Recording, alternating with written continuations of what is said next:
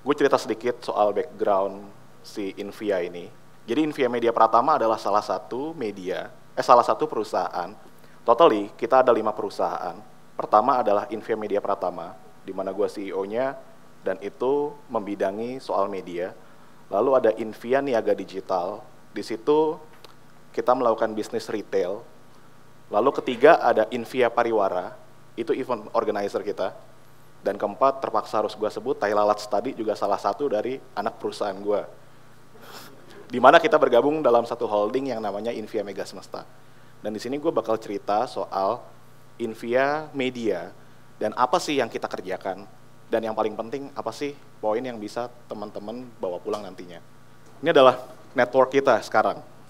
Jadi kalau dilihat di sini, di sebelah kiri itu adalah news. Segala account yang depannya ada Invia-nya, itu adalah media news kita yang berbasis berita. Gitu. Kita sengaja membangun media ini dalam bentuk sangat vertikal, rigid sampai bawah, dari berbagai interest. Gitu. Makanya kita pisah antara yang news dan yang sebelah kanan adalah entertainment. Gitu. Di mana entertainment ini yang teman-teman mungkin sudah tahu adalah ada dagelan, gitu. Dan selanjutnya ada ke bawah juga, ada dagelan gaming, lalu ada bola gila, lalu ada dagelan K-pop. Terus yang sebelah kirinya, kalau teman-teman biasa buka media konvensional, masuk ke blablabla.com, teman-teman bakal lihat kategori-kategorinya. Ada otomotif, lalu ada lifestyle, ada kesehatan, yang itu biasa disebut dengan rubrik ya. Nah, kita coba vertikalkan itu menjadi media tersendiri. Jadi ke depannya harapan kita media ini akan menjadi modular dan akan hidup dengan sendirinya. Dia akan mencari jati dirinya sendiri, konten-kontennya sendiri, bahkan sampai mengenerate revenue sendiri dari interest atau niche marketnya sendiri. Lalu selain itu kita juga punya komunitas.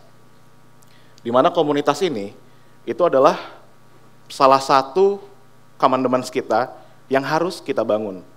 Karena salah satu kunci dari growth-nya sebuah media adalah komunitas. That's why Invia sekarang memiliki beberapa komunitas, salah satunya kenapa ada si Thai Lalats, karena kita punya komunitas yang namanya Komikin Aja. Thai Lalats adalah salah satu bentuk scouting talent kita dari komunitas kita yang sangat besar, dengan follower 2 juta lebih, 2 juta plus. Dan itu kita lakukan scouting, oke kita lihat bahwa Nur Fadli Mursyid tadi adalah salah satu komikus yang potensial dan berbakat. Lalu kita comot dari Pare-Pare, kita inkubasi di Jakarta, dan akhirnya dia menjadi sebuah perusahaan sendiri dan memiliki 7 karyawan sekarang. Lalu di atasnya, kalau ditanya, Invia tuh ada YouTube-nya nggak sih?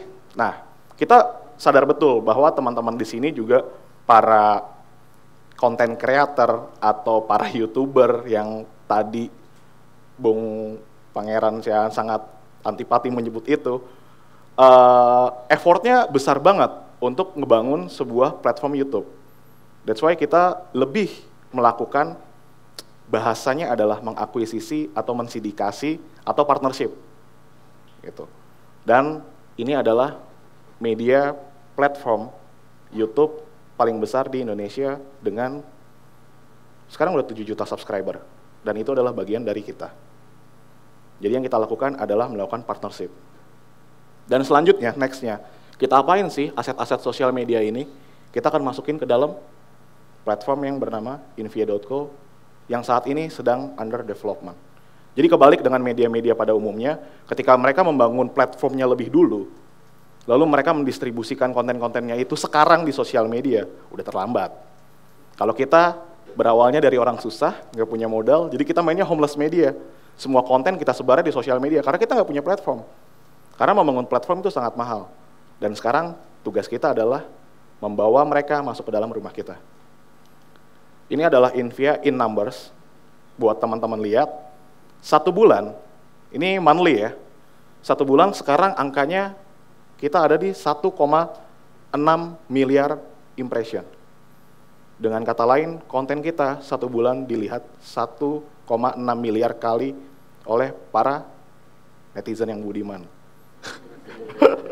Lalu followersnya dari network yang tadi kalau digabung itu ada di angka 22,3 juta. Dan seterusnya ya, nggak penting-penting banget juga sih, gue cuma pamer. Oke, selain itu, ini bridging untuk masuk ke masalah viral. Banyak teman-teman yang bilang, ini viral nih, campaign ini viral gitu. Dan dagelan sering banget dilekatkan dengan tagline viral campaign, viral content, viral activation, dan segala macamnya. Nah, ini adalah bagian kisah sukses kita ketika kita mendeliver sebuah campaign, sebuah konten menjadi sesuatu yang orang sebut itu sebagai konten yang viral.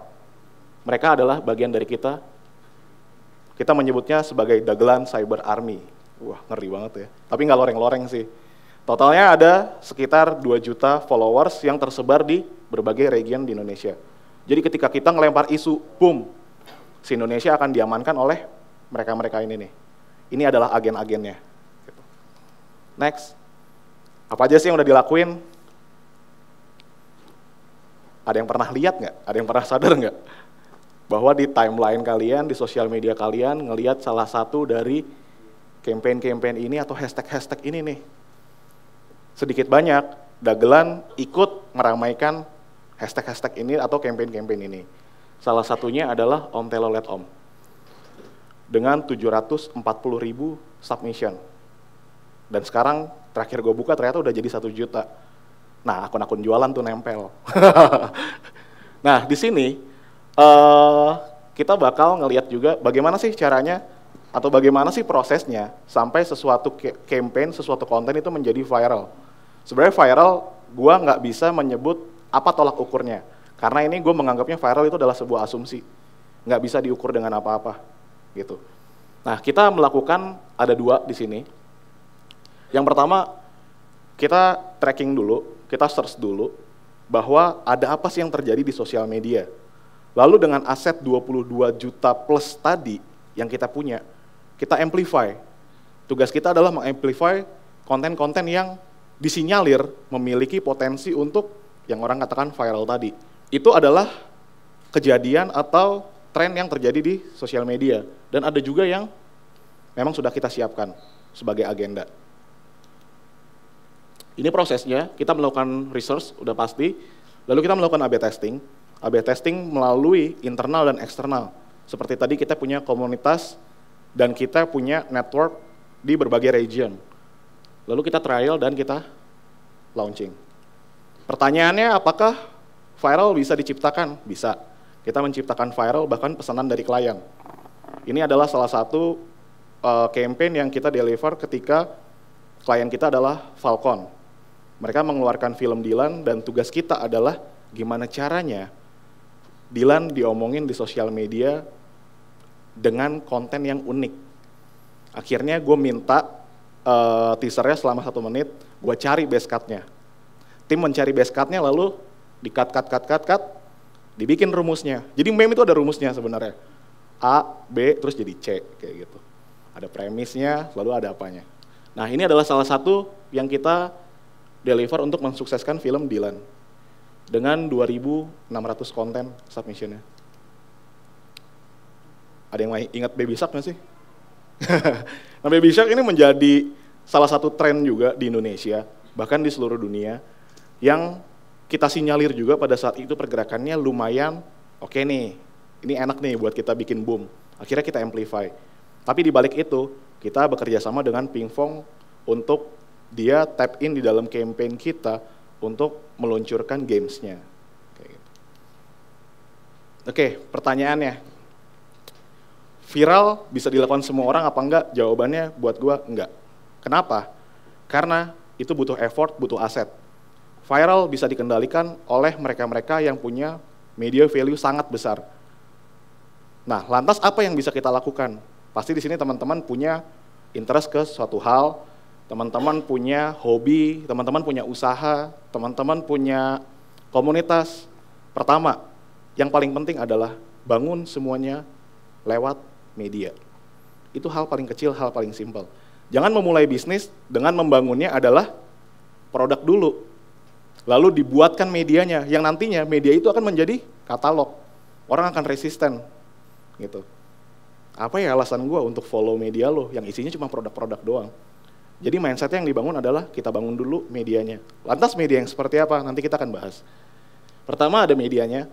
Ini sama halnya kenapa founder-founder kami membentuk atau membuat Dagelan dan Invia. Sebenarnya poinnya satu, kita mau membangun yang namanya media commerce. Kita punya media, semua industri media di sini, di Indonesia, banyak yang flop. Kenapa? Karena nggak ada yang iklan. Gimana cara mengantisipasinya? Oke, berarti kita harus punya produk. Produk-produk butuh iklan, beriklan ke media. Nah, itulah yang kita bawa, media commerce. Kita punya media untuk mengiklankan produk kita sendiri. Jadi ketika teman-teman memulai media dengan interestnya masing-masing, udah bisa mulai membayangkan kira-kira produknya apa ya yang bisa gue deliver. Atau ketika teman-teman punya produknya, apa ya medianya yang bisa masukin para audiensnya ke situ. Lalu ada komunitas, ini udah gue ceritain tadi, kenapa komunitas itu penting. Lalu yang keempat, ini adalah yang influencer sudah lakukan, yaitu adalah persona. Jadi penting banget buat mengeluarkan sebuah brand ambassador atau persona ketika kita punya media. Lalu pertanyaannya, apakah influencer perlu membuat media? Nah, yang harus kita pahami adalah media itu jangan dibatasi menjadi sebuah platform. Media, siapapun bisa menjadi media. Bahwa diri kita pun juga bisa menjadi media. Media adalah medium, dan media adalah tools atau alat. Lalu yang terakhir adalah event. Event ini adalah bentuk konsistensi, eksistensi dari marketing 4.0 yang sekarang online to offline. Ada yang tahu tempat bercakap? Di Instagram? Tahu, oke. Tempat bercakap, gua temukan pada saat followernya masih 60 doang. Gua temuin karena gua ngeliat kontennya menarik nih, dan niche banget. Ngomongin soal localize, cerita soal tempat ini, tempat itu, tempat ini, tempat itu. Gua ketemu, lo ada rencana apa sih? Gua rencananya pengen bikin konten-konten dari setiap kota di Indonesia atau bahkan sampai ke luar negeri. Kalau otak bisnisnya jalan, gue langsung mikir dong, potensinya ada nggak ya? Produknya apa yang bisa tap-in ke sini? Oke. Akhirnya mereka bekerja sama dengan kita, gue masukin media value ke mereka, dan mereka tinggal fokus untuk bikin konten sehari-hari. Dan sekarang followersnya ada di angka 690.000 dalam waktu 3 bulan. Next. Mama Life salah satu partner kita di Surabaya, namanya Buana. Dia sangat containable banget orangnya, hobi bikin konten, terutama konten-konten soal perempuan, salah satunya ada Rahasia Gadis dan Mama Life. Mama Life ini adalah niche media yang mendeliver konten-konten tentang parenting, dan ini potensial banget, karena apa? Yang paling banyak spending tuh sebenarnya ibu-ibu ketika punya anak satu, suaminya udah nggak bisa jawab tuh, iya deh mah gitu doang. Jadi secara market ini sangat potensial, dan konten-kontennya bisa relate sama target marketnya. Nah, ini gue nyuwun sewu sama Mas Tio. Bicara Kopi adalah salah satu media yang kita bangun dari pesanan klien kita, yaitu Bank Mandiri. Gimana caranya lo bisa ngedeliver para nasabah gue menggunakan Fiesta Point untuk beli produk-produk kopi? Pertanyaannya, mereka tuh udah di mana sih para pecinta kopi? Dikumpulin dulu dong jadi satu media. Baru kita funnel ke campaign itu. Baru kita funnel ke activation itu. That's why kita bangun Bicara Kopi. Ini anak Invia yang mendadak sotoy ngomongin specialty coffee. Wah, kita nggak tahu apa sebenarnya. Jadinya kita membuat Bicara Kopi dengan menggunakan 5 commandments tadi. Medianya kita bangun, komunitasnya kita grab, eventnya dijalankan lewat Jakarta Coffee Week. Lalu untuk produknya kita juga mengeluarkan merchandise. Sekian dari saya, terima kasih.